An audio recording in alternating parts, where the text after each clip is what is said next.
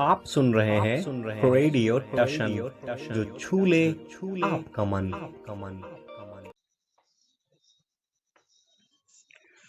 Well, good evening, सत श्री अकाल, आदाब। कैसे हैं आप? मैं हूं आपका दोस्त अमन और आप सुन रहे हैं रेडियो टशन, जो छू ले आपका मन। After little break, again we are back with the show called health talk, which is based on health, स्वास्थ्य पर आधारित कार्यक्रम, स्वास्थ्य की बात रेडियो टशन के साथ। As always, with me, the advisor, expert doctor of Radio Tashan, none other than Mr. Shri Prakash Pandey ji. Welcome back in the show after 2 weeks or so. Thanks, dear, and also welcoming the listeners. Thank you very much again for your time. Last time we were discussing about TB, where we discussed 3 types of TB. That was throat TB, chest and breast TB, and there was head TB or brain TB, whatever you want to say, you can simply say. Now we'll move on and discuss other TBs as well. How it happens, what are the treatments, what can be the symptoms, can they be treated or not? So there are so many things which needs to be asked. So we are going to start with another type of TB. So doctor साहब, 3 तो हमने बता ली, पूछ ली। चौथी और पांचवी छठी जो भी है, आप क्या समझते हैं मुख्य प्रकारों को पहले आप डिस्कस करें, उसके बाद आपसे सिम्टम्स वगैरह पर पूछेंगे। मुख्य प्रकारों पर हमने 3 ऑलरेडी डिस्कस कर ली है। ऑलरेडी हमने वेजिनल टीबीज और चेस्ट और ब्रेस्ट और थ्रोट टीबीज की चर्चा तो कर ही ली थी। आज हम वास्तव में जो चर्चाएं करेंगे वो ब्रेन टीबी और थ्रोट टीबी और साथ में बोन टीबी के ऊपर विशेष नजर डालने की कोशिश करेंगे। तो ये भी, इनके भी लक्षण जो हैं कुछ अलग, विशेष अलग नहीं है, बस आंगिक दशा के आधार पर थोड़ी बहुत परिवर्तन या थोड़ी बहुत चेंजेस देखने को मिलते हैं, कुछ एक्स्ट्राज। अदरवाइज लगभग आप यूं कह सकते हैं कि same being going on, near by, थोड़ा बहुत ही डिफरेंसेस होता है। हाँ, तो हम अभी 3 मुख्य प्रकारों पर और चर्चा करेंगे। इसको थोड़ा, जैसे मैंने पहले कहा था पहले शो में, थोड़ा ये ज्यादा बड़ा और बृहद विषय है, तो क्यों ना इस पर तसल्ली से और सिलसिलेवार तरीके से बातचीत की जाए। अभी आपने बताया बोन्स टीबी पर आपका फोकस होगा, और 2 कौन सी बता रहे थे आप? बोन टीबी, ब्रेन टीबी और थ्रोट टीबी। अच्छा, हमने पिछले में हमें लगता है हमने पिछले में चेस्ट, ब्रेस्ट, पिछले में ब्रेस्ट, चेस्ट और ब्रेस्ट,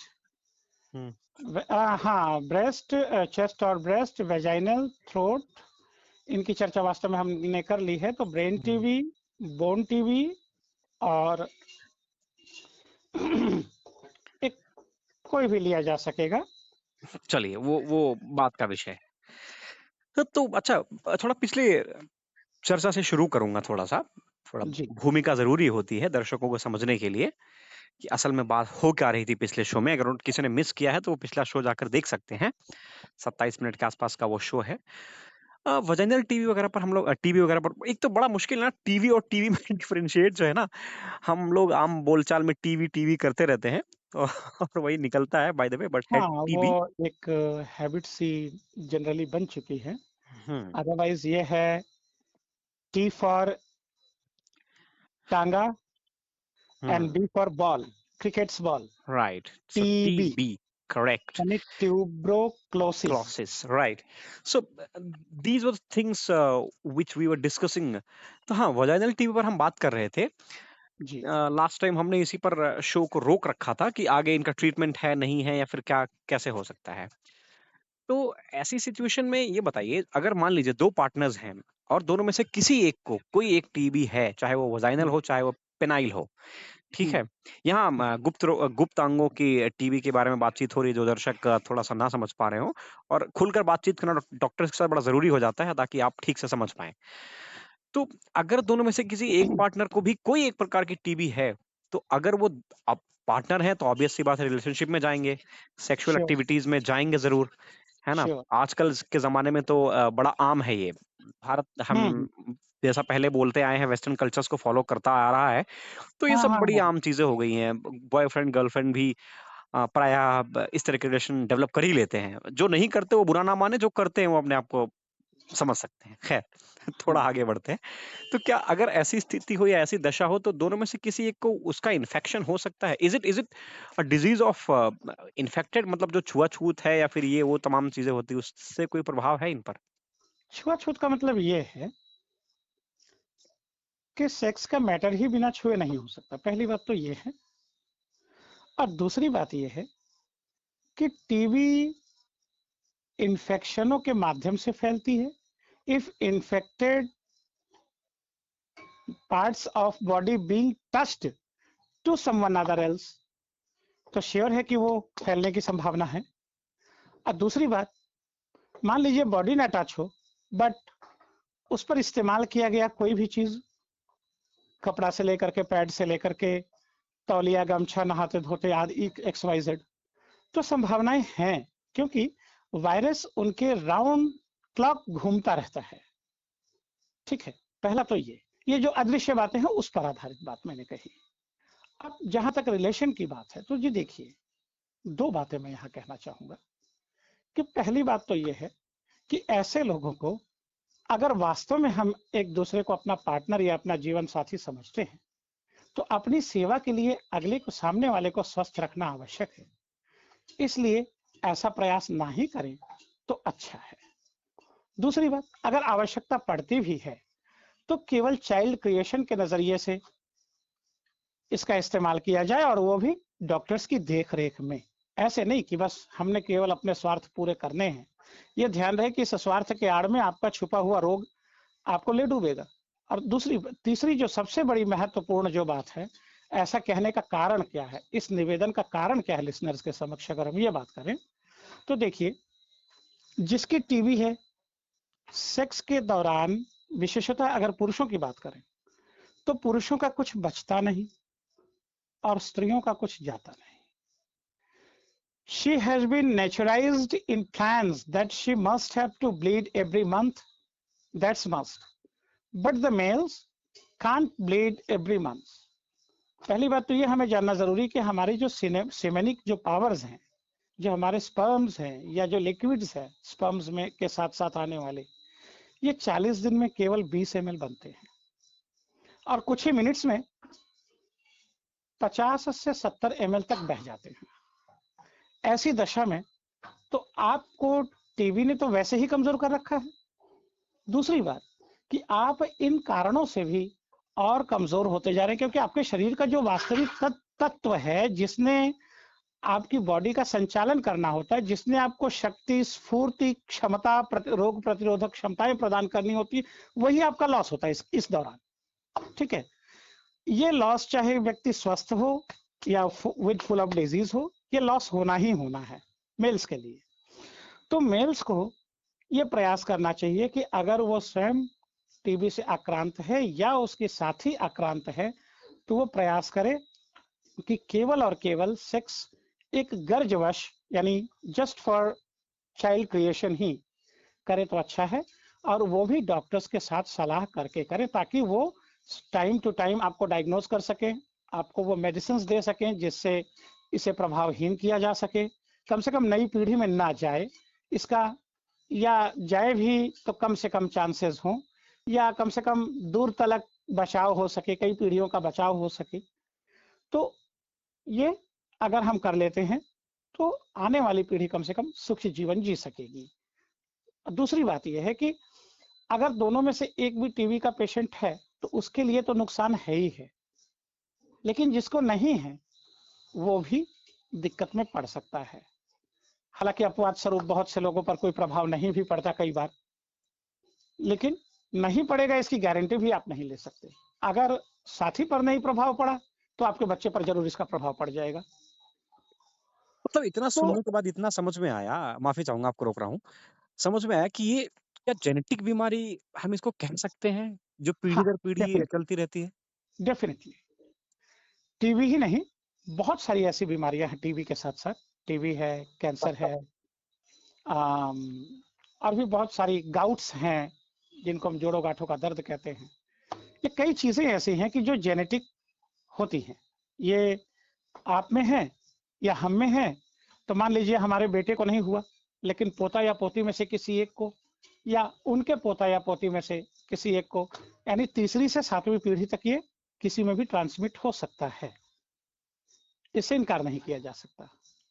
हाँ, तो मैं उसी पर आऊँगा सवाल पर, पिछला जो हम बात कर रहे थे। अच्छा, क्या अगर प्रिकॉशंस लिए जाएँ, सच एज़ आजकल तमाम सारी चीज़ें हैं, कंडोम्स हैं, फीमेल्स के लिए भी, मेल्स के लिए भी, ऐसी स्थिति में अगर दोनों में से कोई एक भी डिज़ीज़्ड है, डिज़ीज़ से मेरा मतलब आप मत समझिएगा, कई लोग कई बार फॉर्म्स वगैरह में डिज़ीज़ लिखा रहता है, डिसीज़्ड, है ना? तो वो मत समझिएगा। अगर कोई बीमार व्यक्ति है, दोनों में से किसी एक को टीबी है, अगर वो उस दशा में सिक्योरिटी या प्रिकॉशंस के साथ जाते हैं दोनों रिलेशनशिप में, फिर भी क्या इसका खतरा उतना ही रहता है, कुछ कम हो जाता है? देखिए ऐसा है, अगर तो मेल्स में टीबी है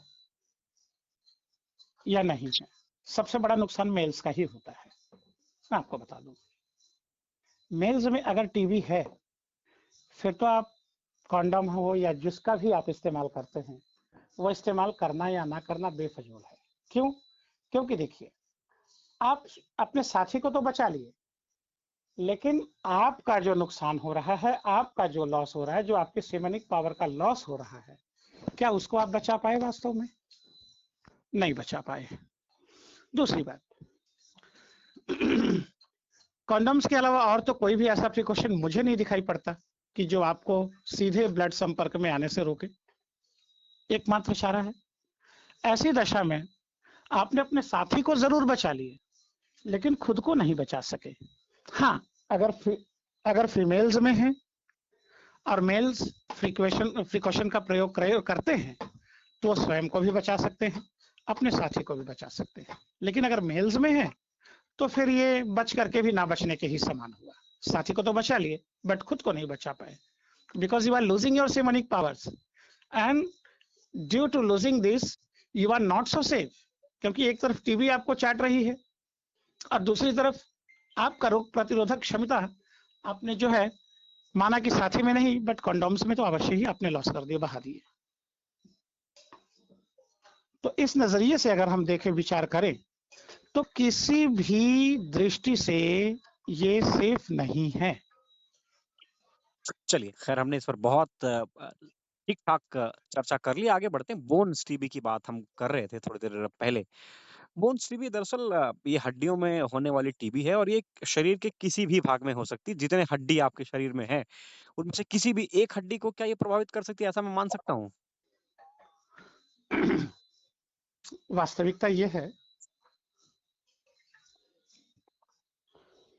कि मनुष्य को अगर हम दो भागों में विभाजित करें, एक नन्हा बच्चा और एक योग्य उम्र दराज, तो पता चलेगा कि नन्हे बच्चे में 206 बोन्स होती हैं, जबकि एक सयाने आदमी में, यानी if I am over than 18 to 20, अगर हम 18 से 20 के ऊपर की उम्र में हैं, तो ये 206 यानी 206 जो बोन्स हमने बताए, it use to be collected together and it becomes one.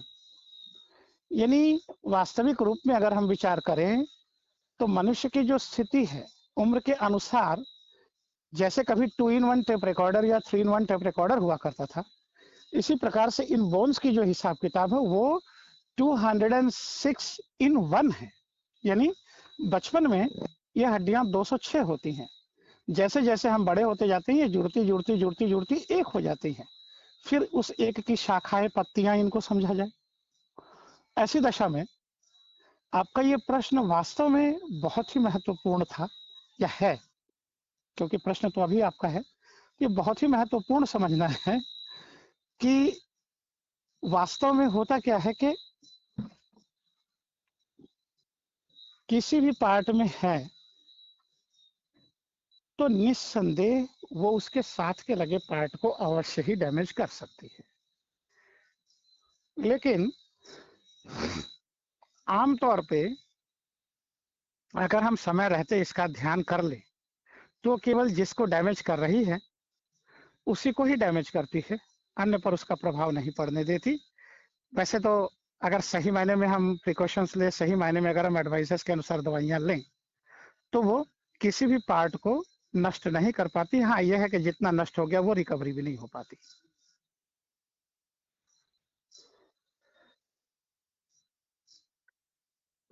तो बेसिकली ये है क्या? कैसे होती है? कारण क्या है और बचाव क्या है? मूल कारण सभी के एक ही हैं, किंतु उसके साथ एक दो कारण एक्स्ट्रा जुड़ते हैं। जैसे अगर हम अपने बॉडी के भारसाम्य को बरकरार नहीं रखते, अपनी बॉडीज को बार बार नहीं हिलाते, लचीलापन उसका समाप्त कर देते हैं, या कभी चोट चपेट आई है उस पर हमने ध्यान नहीं दिया, या फिर कई बार जो हम ऐसे ही मेडिकल स्टोर से कोई दवा लेकर के खा लेते हैं, थोड़ी सी दर्द हुई हाथ पैर या रीढ़ पीठ में, हमने क्या किया, कोई भी दवा लेकर के खा लिया। कई बार होता क्या कि ये एक्सपायर्ड दवाएं, डॉक्टर्स को तो मेडिकल स्टोर के जो विक्रेता होते हैं उनको केवल दवाइयों को बेचने से मतलब होता है। उनको एक्सपायरी या मैन्युफैक्चरिंग डेट से या आपके ऊपर क्या प्रभाव है क्या नहीं है, डॉक्टर ने कहा है, आपने कहा हाँ जी हाँ डॉक्टर ने बताई थी, प्रेस्क्रिप्शन लाए, नहीं जी भूल गए, अच्छा ठीक है लो ले जाओ। तो जब आप प्रेस्क्रिप्शन लाए नहीं तो उन्होंने बैच नंबर तो दवा का उस पर नोट किया नहीं, उठा करके दे दिया। कई बार ये एक्सपायर्ड दवाइयां जो जाने अनजाने में हम लोग इस्तेमाल कर लेते हैं अपने सहज सुविधा बनाने के लिए, डॉक्टर्स के पास ना जाने या फीस बचाने के चक्कर में, तो ये भी एक कारण होता है। दूसरी बात, हमारे शरीर में अगर गैस बनती है, अगर ये गैस हड्डियों में प्रवेश करती है किन्हीं भी माध्यमों से, किन्हीं कारणों से, या हड्डी का कोई भी पार्ट अगर लीकेजेस में आता है तो भी ऐसी संभावनाएं हो सकती है। ये तो रहे कारण। लक्षणों की बात करें तो उस हिस्से में बुखार की तरह से टेम्परेचर्स का बढ़ना, या लो ब्लड प्रेशर्स की तरह से टेम्परेचर्स का अधिकतम घटना, या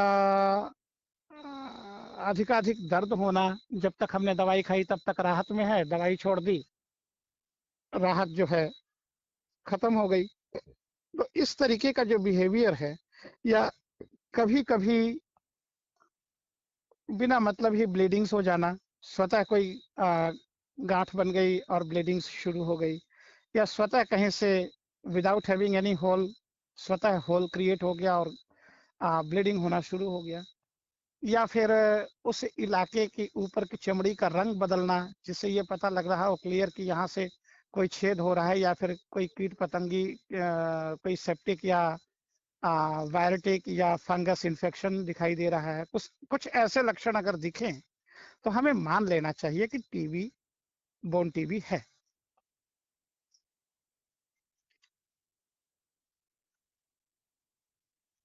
ये तो हो गई कारण, सिम्टम्स। बचाव, क्या सबके लिए ट्रीटमेंट्स अवेलेबल हैं आज के ज़माने में, इतने हाई-टेक ज़माने में जहाँ टेक्नोलॉजी ने लगभग सब कुछ संभव कर दिया सिवाय जान डालने के? हाँ, ट्रीटमेंट संभव है और ट्रीटमेंट लगभग लगभग एक ही है।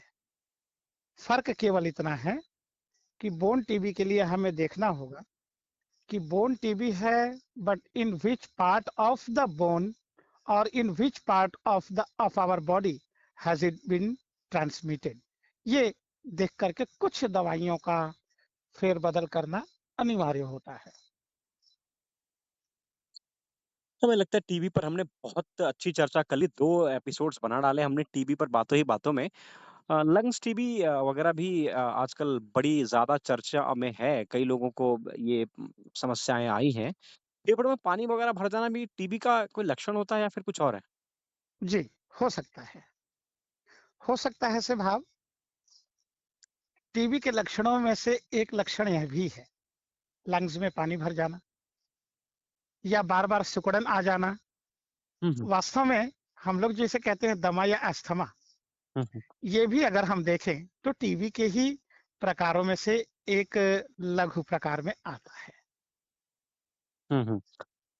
जी। हुँ। मतलब ये कहा जाए जैसे एक ब्रांड अगर हम दर्शकों को समझाने के लिए अगर ले लें, तो एक ब्रांड अगर बासमती का है, तो अब उसके भई 50 तरह के चावल और आ जाते हैं, जैसे बासमती टुकड़ा, बासमती ये, तो पता नहीं क्या-क्या। तो आप यूँ समझ सकते हैं कि अगर टीबी एक है, तो वो एक टीबी ही पूरे शरीर को ग्रसित कर सकती है या पूरे शरीर में टीबी फैला सकती है, ऐसा आप मान सकते हैं मोटे तौर पर, ये मेरे बहुत हिसाब से। बहुत सही आपने एग्जाम्पल दिया। और मैं इसी में एक चीज और भी ऐड कर दूं, इस एग्जाम्पल को थोड़ा और सहज बना दूं मेडिकल की तरफ से। हुँ, हुँ। आप जानते हैं कई बार बनिया लोग तेज पत्तों में सफेदे का पत्ता डाल करके बेच लेते हैं।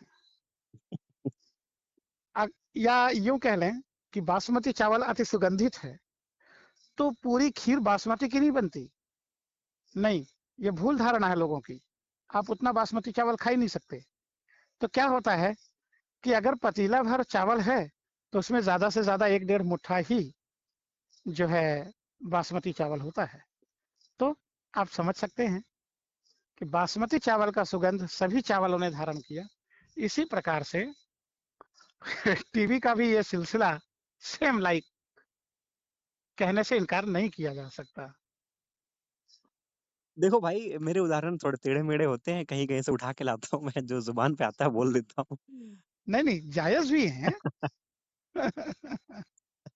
तो एक बार फिर से वही बात दोहरा दूँ आप सबों के लिए, यहाँ दी जाने वाली सभी सलाह, दवाइयों के बताए जाने वाले नाम केवल और केवल प्रश्नों पर आधारित हैं। इसका वास्तविक जीवन में तब तक प्रयोग ना करें, जब तक आप अपने किसी विशेषज्ञ डॉक्टर की सलाह ना ले लें। अन्यथा की स्थिति में रेडियो टशन या फिर श्री प्रकाश पांडे जी इन किसी भी कारणों के लिए आपके साथ कुछ भी हो या फिर किसी मुसीबत में आप आएँ उसके लिए ये ज़िम्मेदार इसलिए नहीं है क्योंकि इन्होंने आपको चेक नहीं किया है। केवल हम सिम्पटम्स को काटने की बात कर रहे हैं और वो पता नहीं आपके पास जो सिम्पटम्स हैं वो हमारी जो बातचीत है उससे कितने मिलते-जुलते कितने नहीं है। इसलिए बेहतर होगा कि आप लोग दवाइयाँ डॉक्टर से स सलाह लेने के बाद ही खाएँ। मेडिकल स्टोर से उल्टी-पल्टी दवाइयाँ लेके ना खाएँ, ये ज़्यादा घातक होती हैं।